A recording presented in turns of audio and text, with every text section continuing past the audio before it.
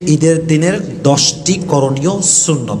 1, ঈদের দিন আপনি মেসওয়াক করবেন, ঘুম থেকে উঠেই মেসওয়াক করবেন। এটা হচ্ছে ঈদের দিনের একটা বড় সুন্নত। অতএব প্রথম সুন্নতটা হচ্ছে ঈদের দিন আমরা কি করব? মেসওয়াক করে ঈদের দিনটা শুরু করবো। দেখছেন তো ইনশাআল্লাহ।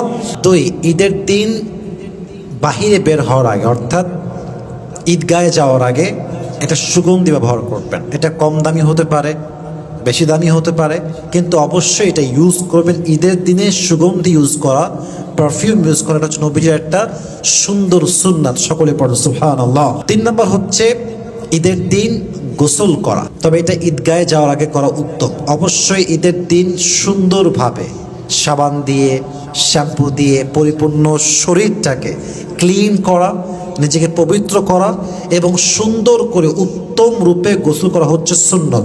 আর আমাদের সবাইকে এই সুন্নতটা পালন করার তৌফিক দান করুন।